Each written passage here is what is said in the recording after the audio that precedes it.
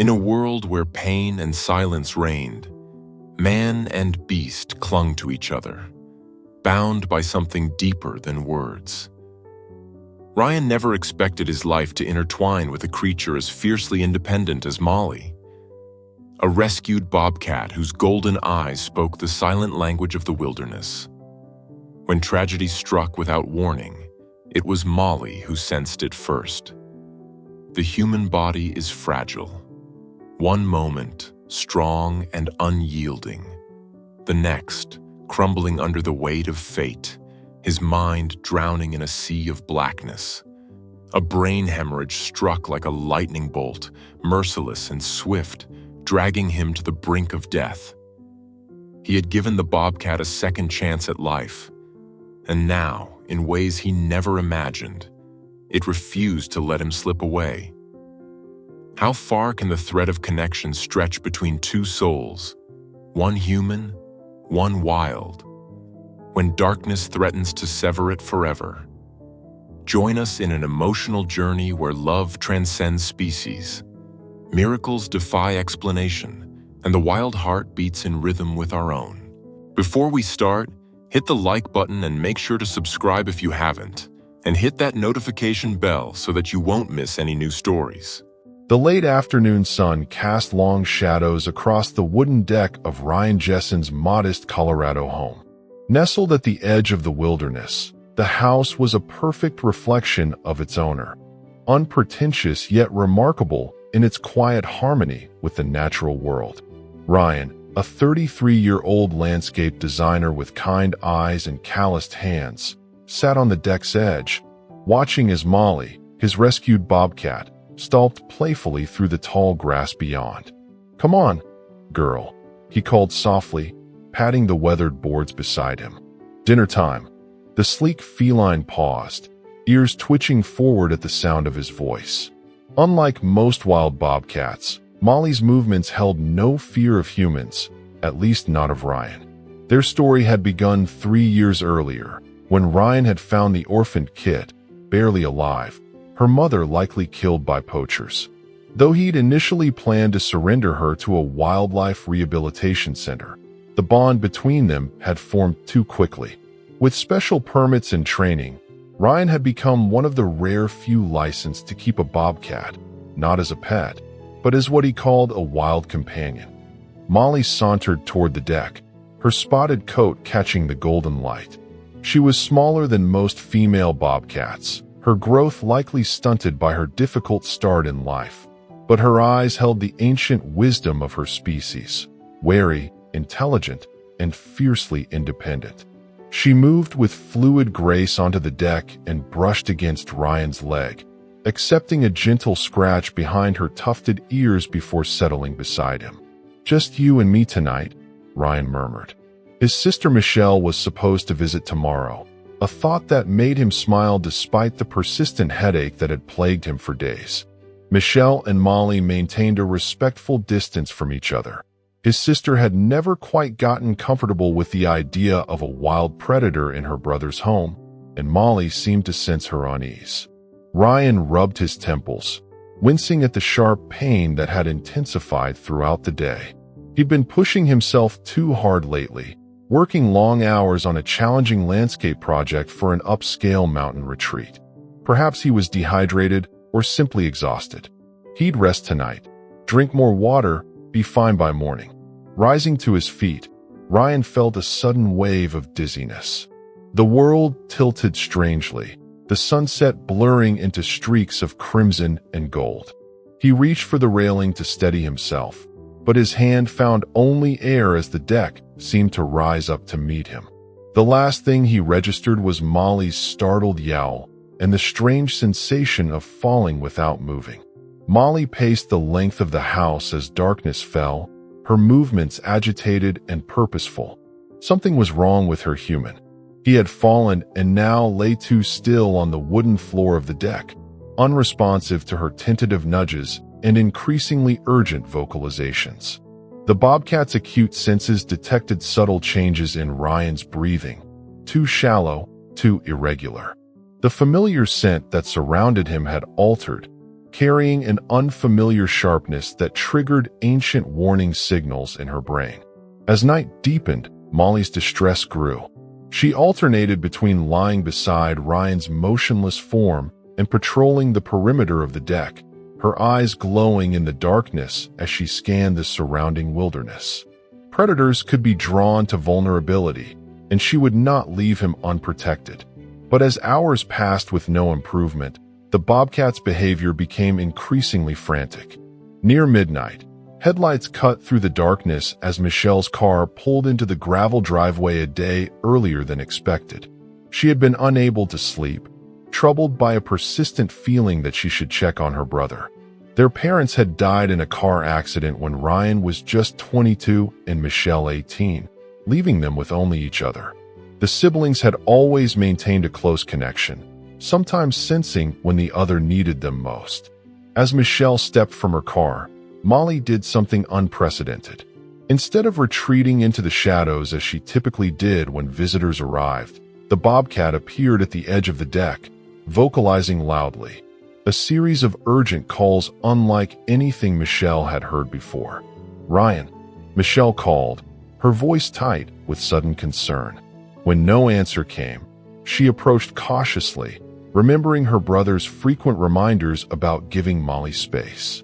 But tonight, the Bobcat showed no signs of territoriality. Instead, she paced back and forth between Michelle and the far corner of the deck, her behavior unmistakably intentional.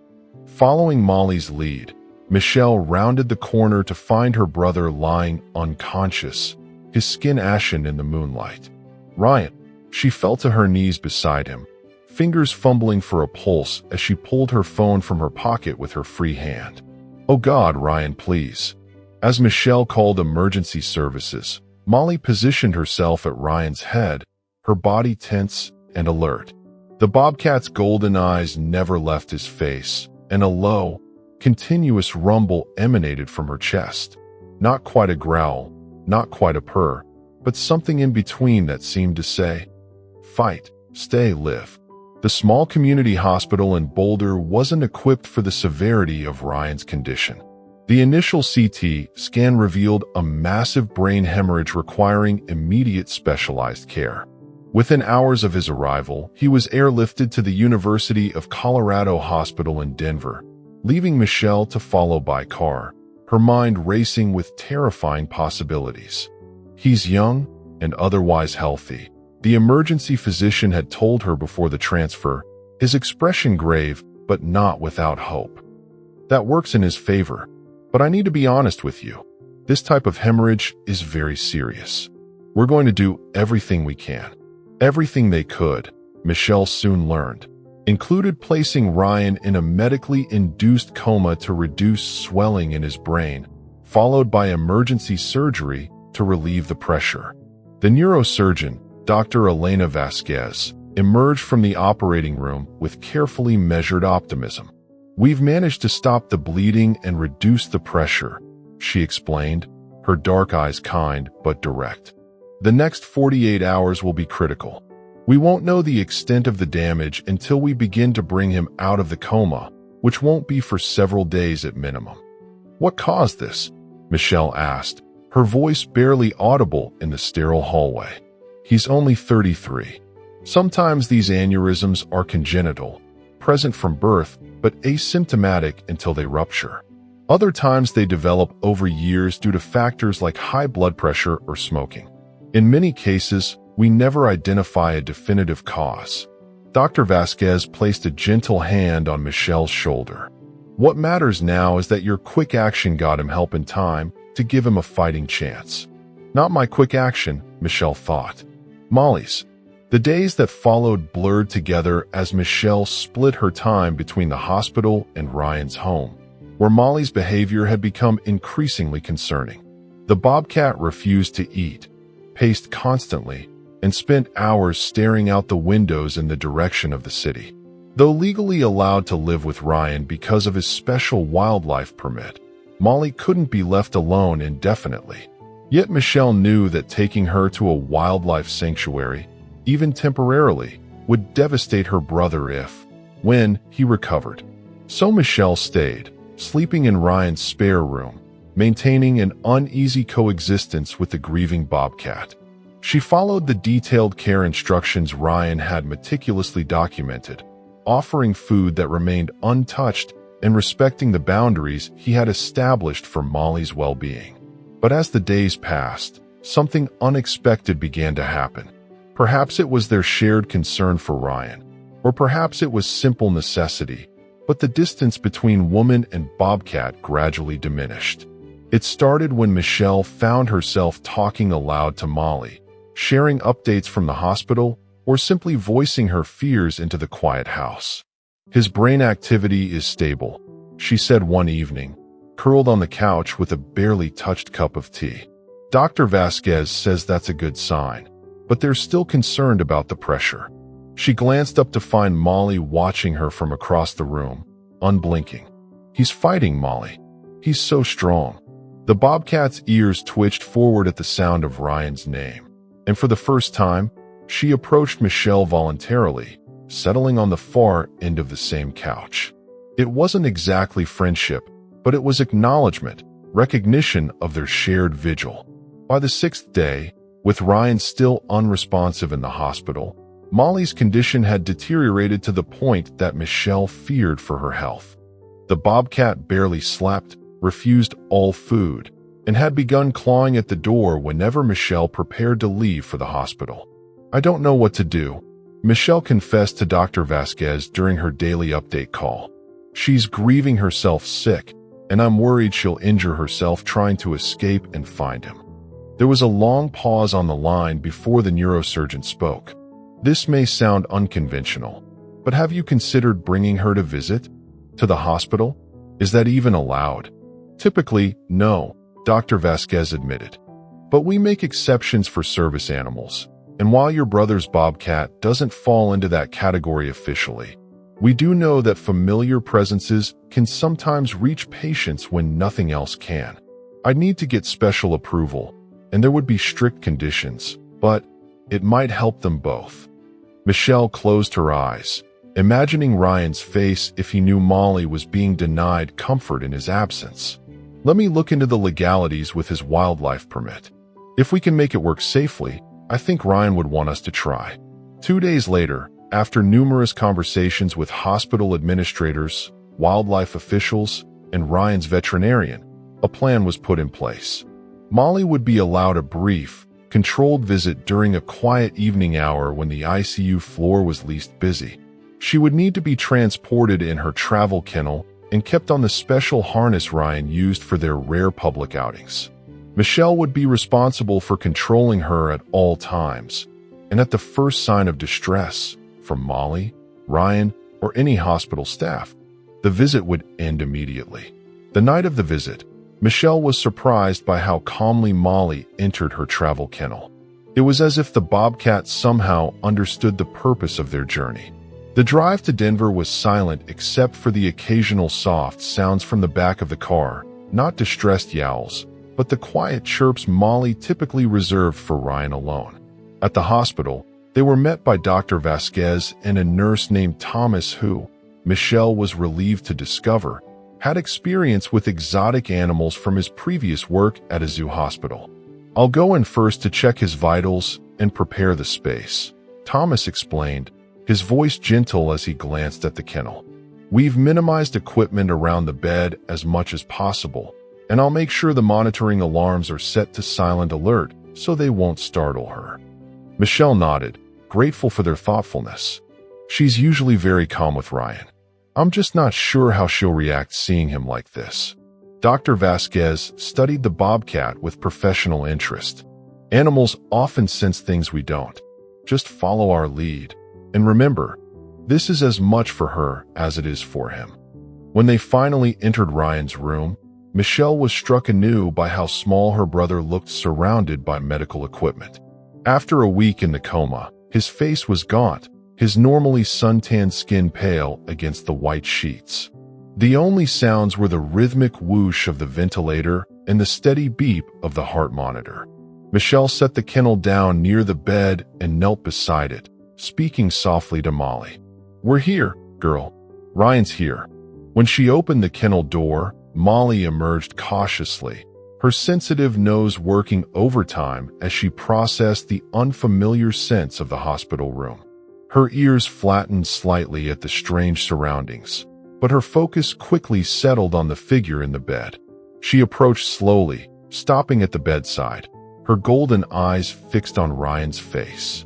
Thomas moved to help, carefully lowering the bed rail on one side. "It's okay," he assured Michelle. "Let's see what she wants to do." For a long moment, Molly simply stood still, her tail twitching as she studied Ryan. Then, with surprising gentleness, she leapt onto the bed and navigated around the four lines to settle in the space between Ryan's legs, her favorite resting spot at home. She stretched her body along his side and placed her head lightly against his ribs, her eyes half closing as she tuned in to the rhythm of his breathing. The room fell silent as they watched this reunion, too moved to speak. Minutes passed, and Molly remained perfectly still except for the slight rise and fall of her breathing. Then, something extraordinary happened. Thomas noticed it first, a subtle change in the pattern of the heart monitor. His heart rate is increasing slightly, he murmured, moving to check the readout. Nothing concerning, just different. Dr. Vasquez approached the bedside, her experienced eyes scanning both the monitors and her patient. His respiratory rate is changing too. These are the kinds of fluctuations we sometimes see when coma patients perceive something meaningful, a familiar voice, a beloved piece of music, or the presence of a beloved companion, Michelle thought, watching as Molly began to emit a sound she'd never heard before. Not quite the purr of a domestic cat, but a deeper, more resonant vibration that seemed to travel through her entire body and into Ryan's. "That's fascinating," Thomas whispered. "Bobcats don't actually purr like house cats. Their throat structures are different, but she's creating a similar vibration." As if in response to this observation, Ryan's fingers on his right hand twitched. A small movement, barely perceptible, but unmistakable to those watching closely. Michelle gasped, reaching for her brother's hand. "Ryan, can you hear me?"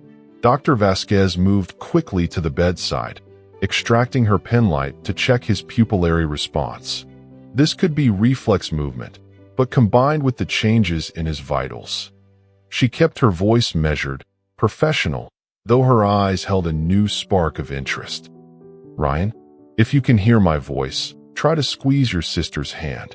The seconds stretched into a full minute with no response, and Michelle felt her momentary hope begin to fade. But Molly hadn't moved, her body still pressed against Ryan's side, that unusual vibration continuing to emanate from her chest. Then, so faintly that Michelle thought she might have imagined it, she felt the slightest pressure against her fingers, the ghost of a squeeze. He squeezed. She whispered, tears filling her eyes. "I felt it." Dr. Vasquez nodded, her expression cautiously optimistic. "His brain activity is definitely increasing. This doesn't mean he's waking up immediately. The process of emerging from a coma, especially a medically induced one, is gradual. But these are encouraging signs." They remained there for nearly an hour, Molly maintaining her position against Ryan, while Dr. Vasquez monitored his vital signs and occasionally tested for responses. Each time, the reactions grew marginally stronger. A finger twitch, a slight change in breathing when his name was spoken, a more definite squeeze of Michelle's hand. When it was finally time to leave, Michelle expected resistance from Molly, but the Bobcat seemed strangely satisfied. She allowed herself to be guided back into the travel kennel without protest, though her eyes remained fixed on Ryan until the very last moment. "What happens now?" Michelle asked as they prepared to leave. "Now we watch and wait," Dr. Vasquez replied. "Based on what we've seen tonight, I think we can begin to slowly reduce his sedation tomorrow, a bit earlier than we'd originally planned. The rest will be up to him." She smiled gently. "And perhaps up to Molly too." The next 3 days brought gradual but steady improvement. Ryan's brain activity continued to increase, and as the medical team carefully reduced his sedation, he began to show more consistent responses to stimuli, turning toward voices, responding to simple commands like squeeze my hand or wiggle your toes.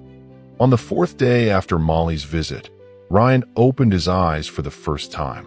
His gaze was unfocused at first, his consciousness clearly drifting, but when Michelle leaned over him and spoke his name, his eyes found hers and held, a moment of recognition that sent tears streaming down her face. "You're in the hospital," she explained gently, knowing he might not remember. "You had a brain hemorrhage, but you're getting better." Ryan's brow furrowed, confusion evident in his eyes. His mouth worked silently around the ventilator tube, clearly trying to communicate something. "Don't try to talk yet," Michelle soothed.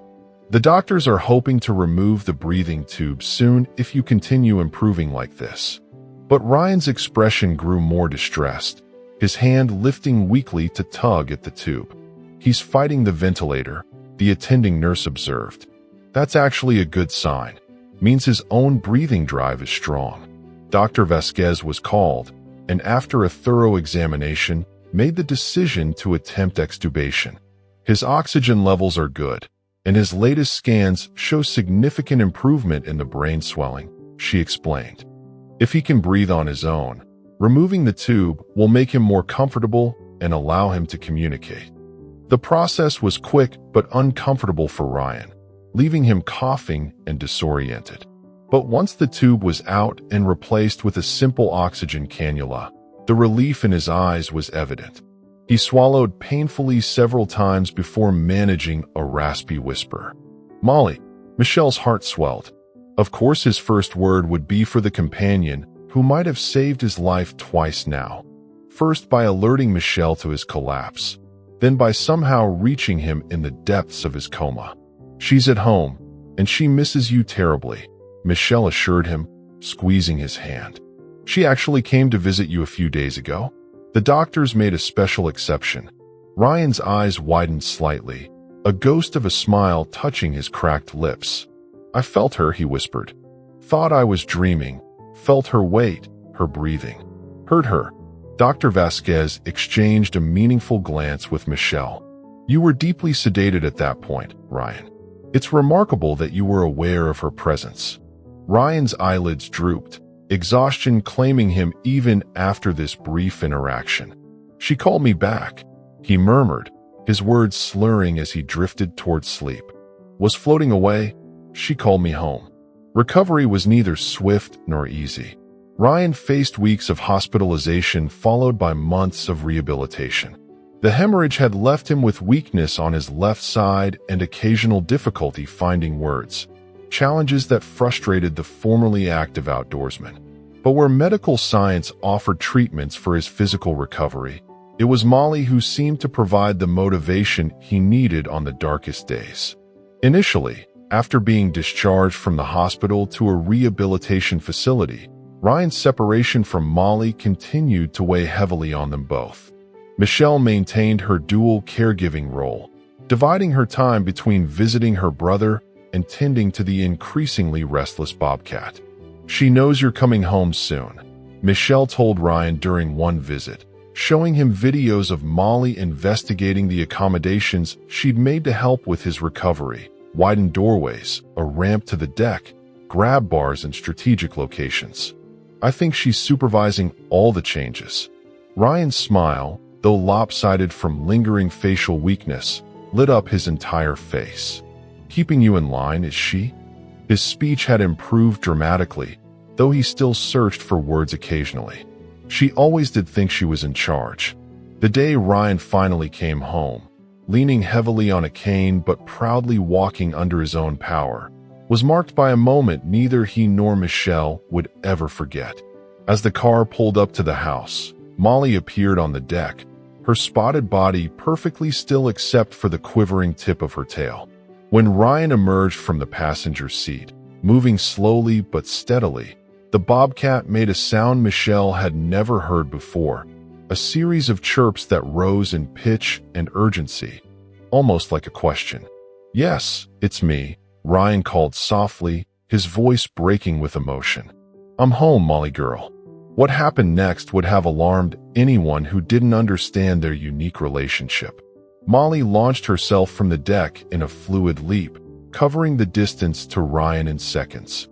But instead of knocking him over as Michelle momentarily feared, the Bobcat circled him once, rubbing against his legs, before sitting directly in front of him, her golden eyes fixed on his face with an intensity that seemed to communicate volumes. Ryan carefully lowered himself to one knee, balancing with his cane, and extended his free hand. Molly pressed her head against his palm, then moved forward to touch her nose to his, a greeting that brought tears to his eyes. "Missed you too," he whispered. "Thank you for finding help." In the months that followed, as Ryan worked through the grueling process of regaining his strength and relearning certain skills, Molly never strayed far from his side. She adapted her behavior to his new limitations, no longer jumping onto furniture when he was nearby, seemingly aware of his precarious balance. During his daily physical therapy exercises, she would position herself where he could see her, her attentive presence a constant motivation. On the days when frustration overwhelmed him and progress seemed impossible, it was Molly who drew him out of despair, bringing her favorite toy mouse to drop at his feet, or simply pressing against his leg until he acknowledged her presence. "It's like she's my personal therapist," Ryan joked to Michelle during one of her regular visits. They sat on the deck, watching the sunset paint the Colorado mountains in shades of amber and rose, while Molly patrolled the yard below. "Except she has much better bedside manner than the actual therapists." Michelle smiled, noting how much stronger her brother looked than even a month ago. "You know, Dr. Vasquez has been following your case with particular interest. She said she's never seen anything quite like what happened when Molly visited you in the ICU." Ryan nodded, his expression thoughtful. "I've been trying to explain it to my cognitive therapist, but it sounds crazy even to me. I was nowhere, floating in this dark, quiet place. No pain, no fear, just nothing." He paused, searching for the right words. "Then I felt this weight, this warmth, and vibration, not sound exactly, but something I could feel inside me. It was like being called by a voice that doesn't use words." He reached down to stroke Molly as she returned to the deck, settling at his feet with a contented chuff.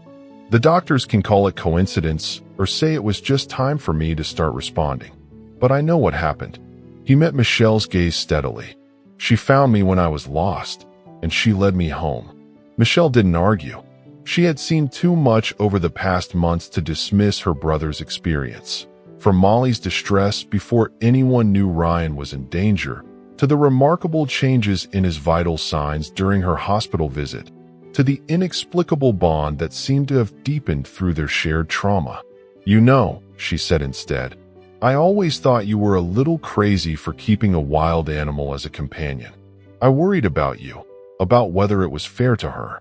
She smiled ruefully. "I've never been happier to be proven wrong."